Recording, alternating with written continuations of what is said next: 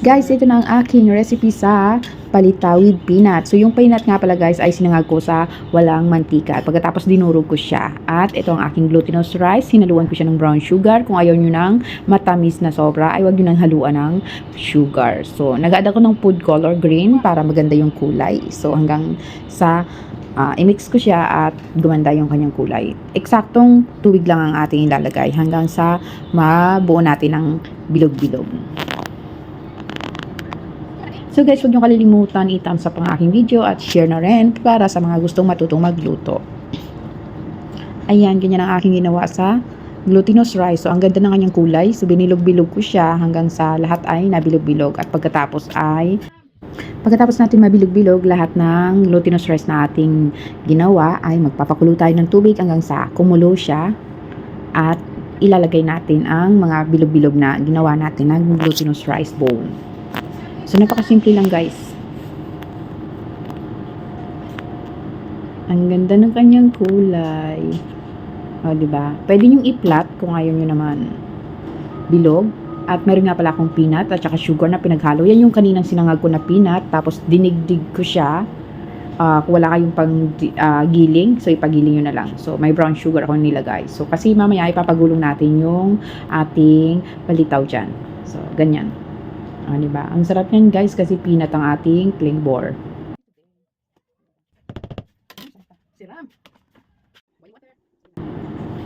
So ayan guys, kumukulo na ang ating water. So nilagay ko na isa-isa yung ating ginawang bola-bola hanggang sa siya ay lumitaw. Ang ganda talaga ng green color. Pero kung gusto nyo ng ibang color, pwede nyo palitan ng iba-ibang kulay. So, mayroon din naman yellow at saka orange. Kaya, ang ganda-ganda talaga ng kulay ng green. So, yan ang napili ko para sa aking palitaw. So, interesting ang kanyang kulay. Diba?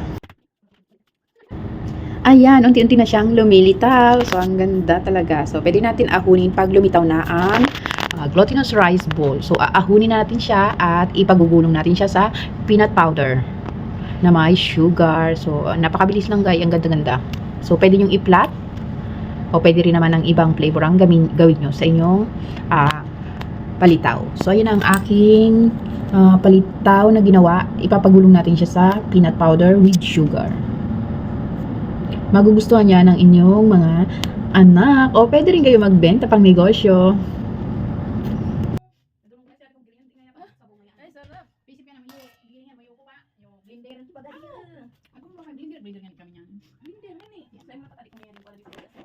Sarap sila.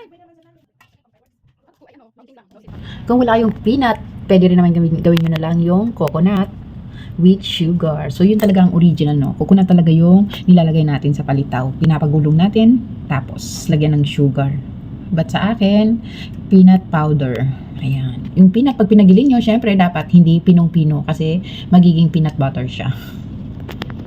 Ayan. Napakasarap yan, guys. So, thank you for watching. See you for my next recipe.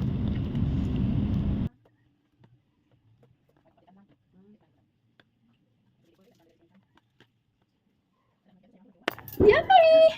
O, diba? Kakaibang recipe sa palitaw with peanuts. The best na handaan. Na, sarap.